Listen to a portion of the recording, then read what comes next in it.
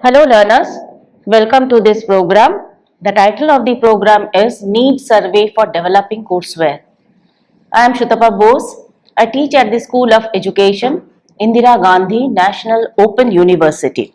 During this program, we shall discuss the first step of instructional designing which is carried out while developing and delivering a course. The first step is carrying out need analysis. Why we should carry out need analysis? Why need analysis is so important and how it is carried out? We shall be deliberating on these aspects. You see, we develop a course and then we deliver it.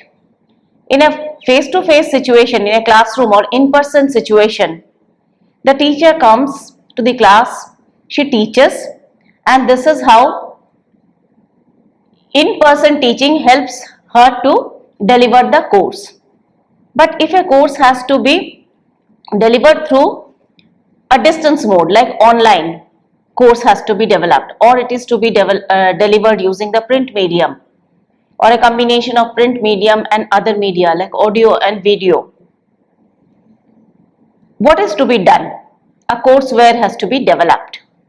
It has to be developed in the form of a packaged content, and after that it has to be delivered. Need analysis should be the starting point of this process. Without need analysis, we would not be in a position to know what exactly is to be delivered as course content. This is true for in-person situations. A classroom teacher too should ideally carry out need analysis. Maybe the teacher or maybe the institution should carry out need analysis before the content is delivered. Maybe in the form of classroom lectures, laboratory experiences, field experiences, and so on. In distance mode, it is all the more important to carry out need analysis.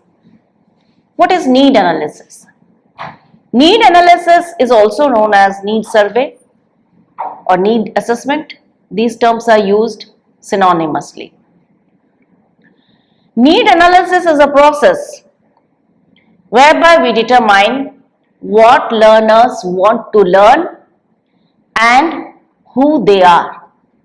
Well, you may ask, do schools ask children what they want to learn? The answer to this question is that to a great extent, no. Schools don't ask children. Courses are offered and students have to study whatever is taught to them. Of course, after the secondary level, they do get a choice and they confirm whether or not they would be learning science or commerce or humanities. And there could also be choices regarding vocational courses. Nevertheless, the curriculum is not determined by school children. However, in higher education, unlike school-going children, adults are in a better position to make choices about what they wish to learn, what they need to learn. Adults are actually more sure of their learning needs. The society doesn't decide for adults what they are going to learn, unlike in the case of children. In such cases, where the target group comprises adult learners, the need is explicit. Adults can say clearly, well, I need a course of this type. I need to learn this. And this is a major factor that determines what is to be taught. If there is a demand from adult learners about a particular area which they would like to learn, a course is offered. There could be courses for teaching children with special needs, music, repairing electrical gadgets, programming, learning analytics, repairing automobiles, and so on. And these courses are usually offered in response to such explicit needs that are expressed by learners. However, Courseware can be offered even when learners do not demand it in an explicit way. These are, however, exceptions.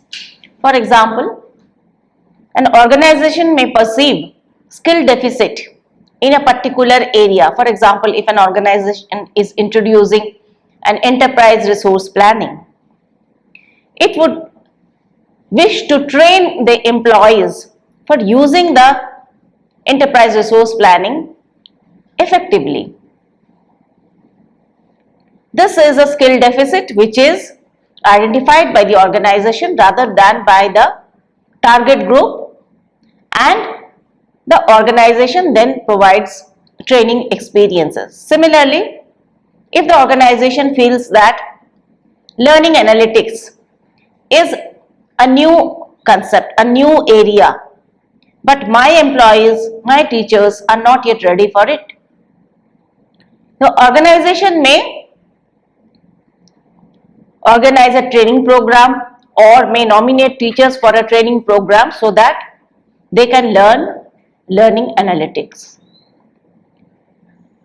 However, generally what happens is that learners come up with the demands. Courses are offered, but learners choose what they would study.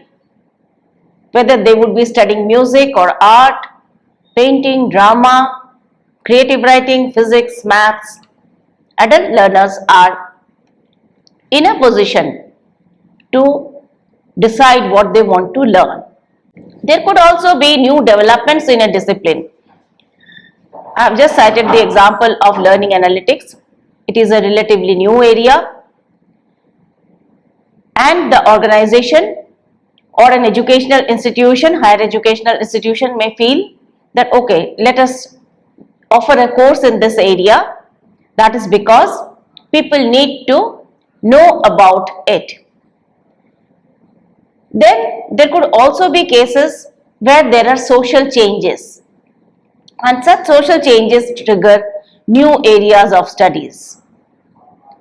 Social changes bringing about new disciplines. For example, gender studies, courses for informing people about child rights, about disabilities, the rights and the duties pertaining to these areas. These are relatively new fields. And if there are no courses in these areas, even without an explicit demand from the learner side, such courses may be offered. But I shall reiterate that for adult learners, usually they tell the institution what they would like to learn. Therefore, we may say that courseware development is actually a response which is made to the demands made by learners for learning. And need survey is therefore essential in order to ascertain the learning needs, what learners would like to learn before developing courseware. Why is it necessary? This is necessary because a courseware has to be effective. It has to facilitate learning. And the second thing is that there is a lot of investment that goes into the development of a course.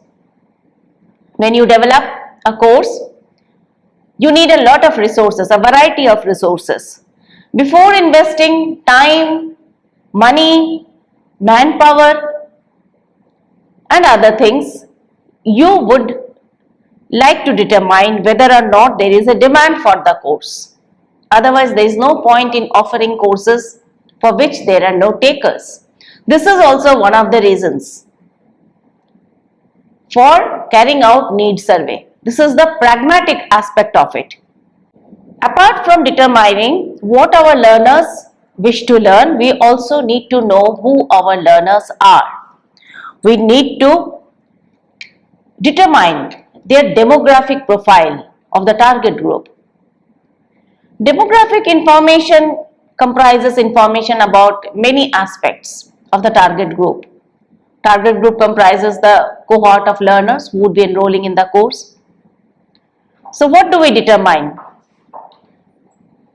We determine age, what would be the minimum, what would be the mean age of the learners, where do they stay, the locality to which they belong, their gender, their access to technology, whether they are in service, whether they have some experience pertaining to the course. Aspects like these would help us to create learners' demographic profile if we have the necessary information for these aspects. But the question is, why is demographic information so important? Why is demographic information collected?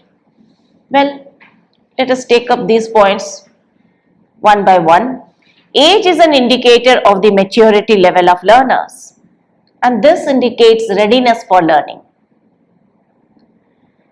For example, if you are developing a course, say on calculus, naturally you would not think of developing it for children who are just at the elementary level.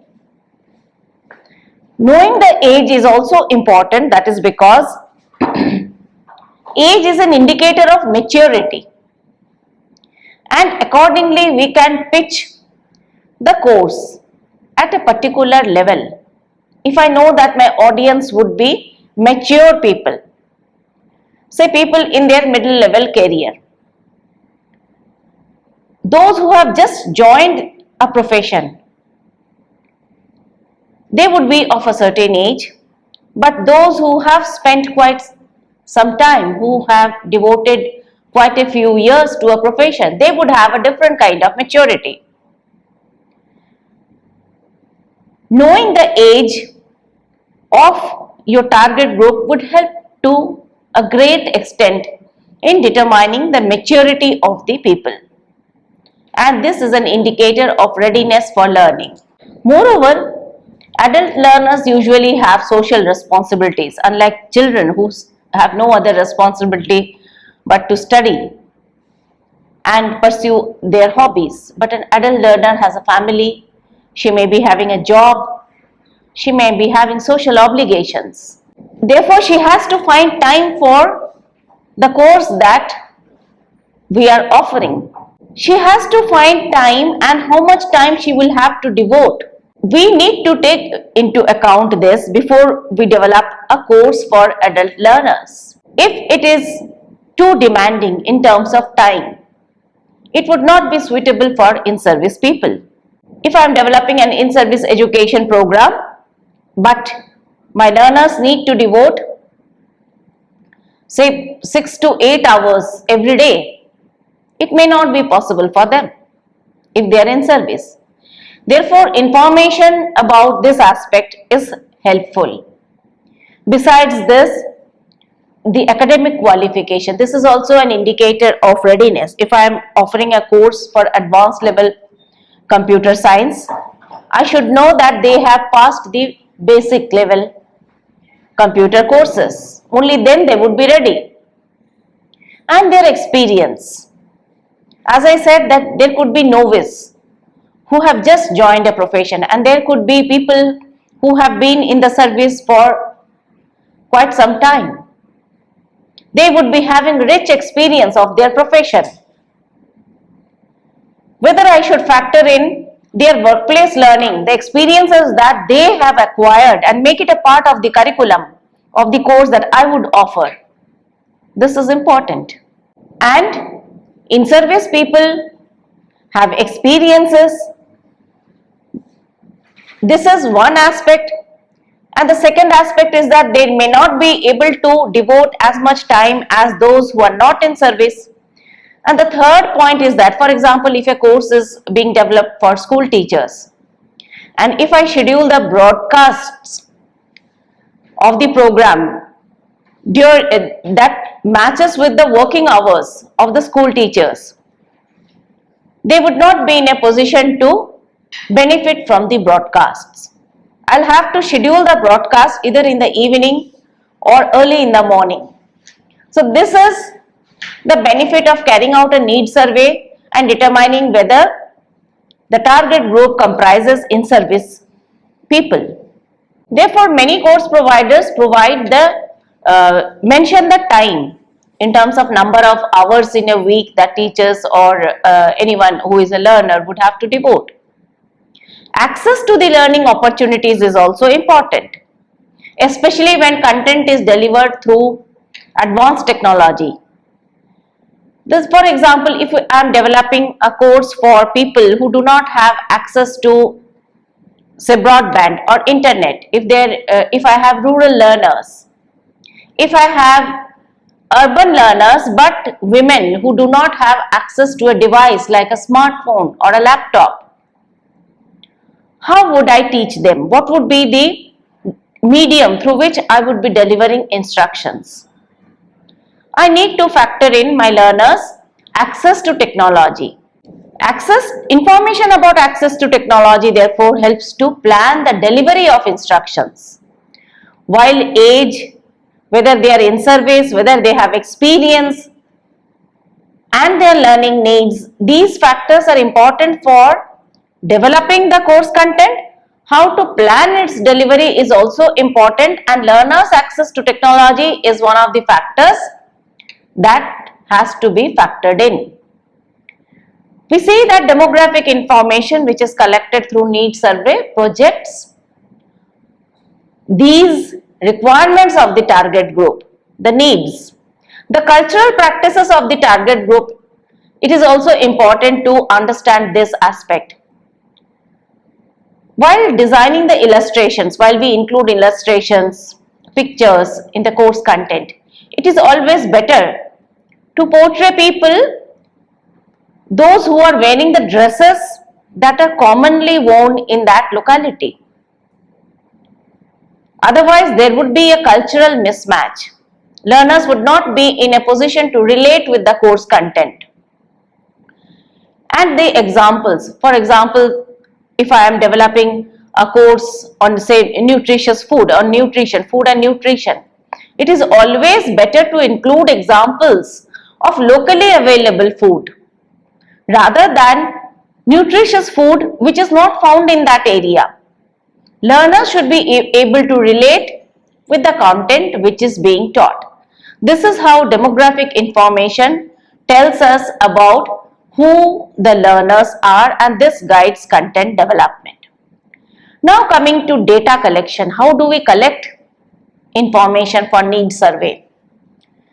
If the population of the target group is large, it may not just be feasible, it may not be possible to contact each and every learner who wishes to learn, who wishes to enroll in the program.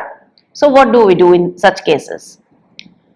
We collect data from a sample of the population, and we should try to make the sample as representative as possible. If the learners are spread across India, collecting data only from a sample picked out from one particular state or one particular city would not be representative. Proper sampling methods therefore should be followed. But if the number of learners is low, in that case we may try to collect data for need survey from all those who wish to enroll in the program. But how do we collect data? We need to procure tools, or it is better to develop tools for data collection, and we should develop these tools with full care. These tools could be in the form of questionnaires, or we could include interviews. Questionnaires are useful usually for large populations, which is also scattered. But interview could be suitable. You could get in-depth information about the target group's needs. If the target group happens to be localized, it is not possible to visit learners spread out across a large geographical area. But if the learners are, say, from one or two organizations, visiting two organizations or a few organizations could be possible. The data collected is usually qualitative in the form of text. It is descriptive and it describes the learner's needs, the learning needs as well as the demographic profile. And we have to analyze the text. We have to analyze the data in order to determine the trends.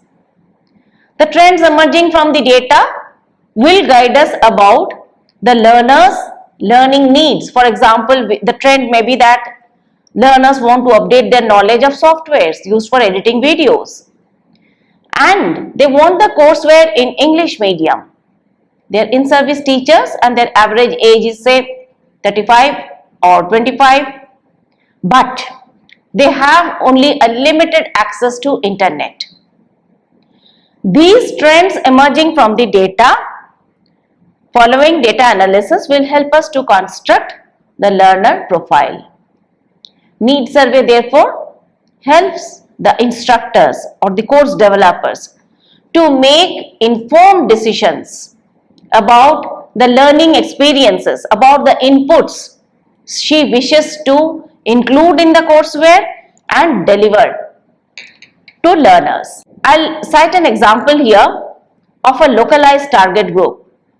For example, if the teachers are working in an organization, an autonomous organization under the Ministry of Education, you may take the help of the organization for collecting data from the teachers who would comprise the target group for an in-service program that we wish to deliver to them. For training the elementary level teachers of various states of India, identifying the units that comprise the target group was fairly easy, even though the target group was spread across states. And determining the needs was also not difficult. This is because these programs which were offered by IGNOU were sponsored by the states, and the state government would have helped in developing such programs. So if you have this kind of advantage, it's okay. Otherwise, going for a sample, building a sample and then collecting data from the sample is a better alternative. I'll cite one case here. For example, data was collected through open-ended interviews. This revealed that the target group needs to learn about the techniques of, say, breeding honeybees. The demographic information showed that most learners have not studied beyond the elementary level. Most of them were school dropouts, and that they stay in rural areas. Their age ranges from say 15 to 30, and about 30% of them are women.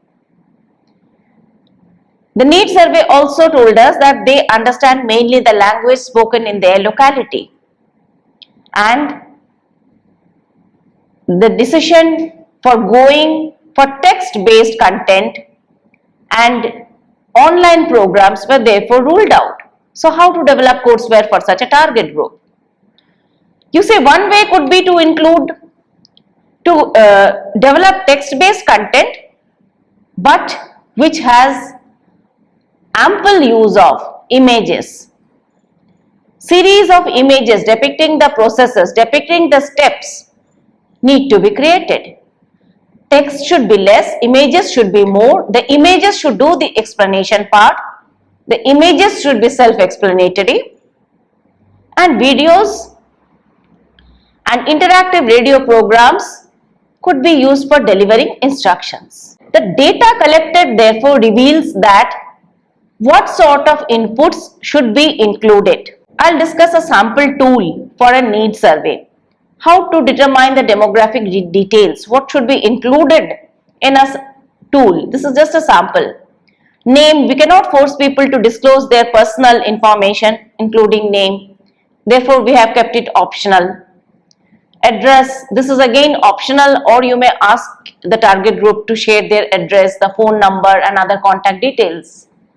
This will help you in contacting them if the need arises during the course development phase. You may ask them to put a tick mark on one or more options like their gender, the age group. Age group could be indicated in the form of a range, their educational qualification. This will help you to determine the readiness for the course you intend to offer, whether they are in service. So this is in the form of a closed questionnaire. You can also ask them about their access to technology like computer, internet, not just access, whether they can use computer, internet, and whether they would be able to devote a particular number of hours every week for studying the course. It could be 4 hours or 6 hours or 8 hours. And this is how you determine the content load that you would include in the course. And whether the learners prefer to learn through print medium, audio medium, or video, or a combination of these, or multimedia. And whether they would be in a position to enroll in a course with a long duration like 2 years or 1 year, or they are not in a position to enroll in long duration courses. There are many other aspects which you could include in your tool. For example, what is their choice of medium, whether it's English or Hindi or the regional language. This will help you to build the demographic profile. In another section of the same questionnaire, you may include questions like whether they have studied a related course, whether they have experience pertaining to the field to which the course pertains, and then you may want to know the details of the course, similar courses or programs that they have completed, and also what are their reasons for studying a particular course, what exactly they would like to learn. These two questions are crucial. Why? That is because you can formulate your instructional objectives on the basis of exactly what your learners wish to learn. When you ask them that what are you looking for, what do you need to study, what are your needs, and when they articulate it, it becomes easier for you to frame the instructional objectives. So this is the reason why needs survey is carried out, in order to determine two things. First, the learning needs. What is it that they wish to learn? And the second thing is who the learners are. This is collected in the form of demographic data. And we carry out a need survey before we start developing a program. And the third aspect is that we carry out a need survey on the basis of a sample. If the population is quite large, or if the population itself is small, then we could survey each and every prospective learner. And we need to develop tools which could be a questionnaire or an interview or both of these. So this is about need survey, but we need to remember that it is essential to carry out need survey before offering a course. Thank you.